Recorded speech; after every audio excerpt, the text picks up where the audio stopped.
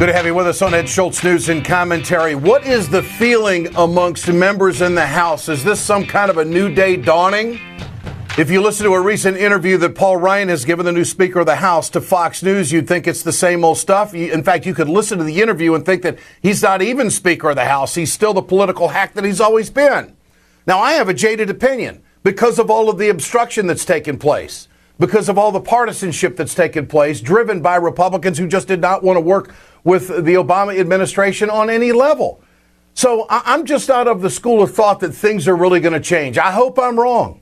Let's go to John Garamendi, who is a great friend of mine. He's a member of the House Transportation and Infrastructure Committees from California. Congressman, good to have you with us. Always good to be with you, Ed. Love your show. Love the way you handle things. Well, I appreciate that, John. You've been a friend for a long time, and I know I could get straight talk out of you.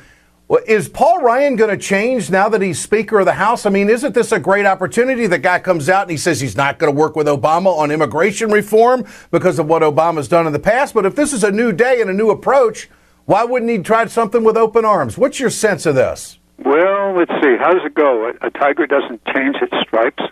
Things of that sort. There's a lot of sayings out there. This man is what he is, and what he is a radical conservative.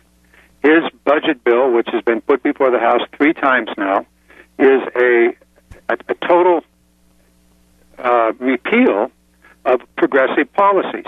It ends Social Security as we know it, turns the Social Security program over to the Wall Street bankers, guts Medicare, puts Medicare back in the hands of the health insurance industry, and we know how good they are to people.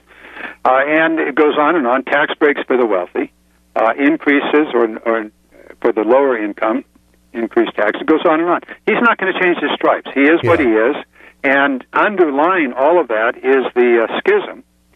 The Tea Party faction of the Republican Party is still in control of the speakership. 44 members of the Republican delegation refused to vote for Ryan in a secret ballot. Now, when it came to a public vote on the floor, there were only 11 that refused to vote for him. But underlying all of that is this fractured Republican Party. It didn't change, and in fact, it probably is more emboldened because they were successful in throwing Boehner out of his speakership. So he's saying, Congressman, that he's not going to work with the president or the Democrats on immigration because of what the president has done in the past. That is political hackery if I ever heard it. That's not a new way forward. That's not a vision. And I maintain the position, Republicans, they don't want immigration reform. They want cheap labor. Your thoughts? Well, they certainly do want cheap labor. There's no doubt about that. They're quite happy to have some 10 or 11 million immigrants in the United States that really have little protection under the law because they fear that they could be deported immediately. And so maybe they like it, but here's the thing that makes no sense to me is that he says he doesn't want to do this while President Obama is in office. And I'm going, well, wait a minute. If we were to pass a law this winter or in the spring and summer of next year, President Obama will be gone before that law is implemented. It'll be the next president that will be left to implement it. So it's just a baloney argument that makes no sense on the calendar itself. So basically what he's doing is kowtowing to that Tea Party faction of his caucus. In other words, they continue to control him, and in addition to that, he's about as far right as anybody in the Republican delegation. There's no question about that. Congressman, the White House has released some texts, the written document of sorts of the Trans-Pacific Partnership. Your thoughts on that, and where is that fight right now as we're in this 90-day window and it's probably going to be brought up after the first of the year? Where are we?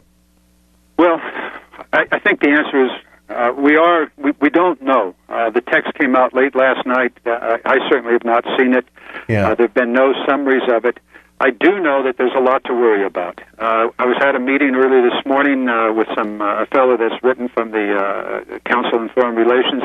And basically, he said these trade agreements have been of minor growth to the American economy, and he's referring to all the trade agreements, the World Trade, WTO, NAFTA, and so forth. And he said, don't expect the TPP to create jobs in America. It'll be good for big corporations, no doubt about that.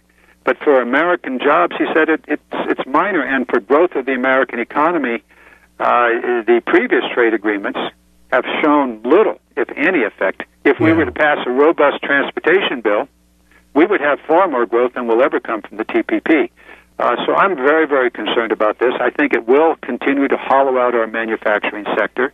It will send good middle-class jobs overseas to somebody that's getting paid $5 a day, and would just continue the continued deterioration of our ability to compete. And so I'm very, very concerned. On the jobs front, that ought to be enough ammunition alone for Congress to kill it. John Garamendi, Congressman from California, great to have you with us. I appreciate your time. Always. You Thank bet. you very much, Ed. Thank Bye-bye. you. You bet.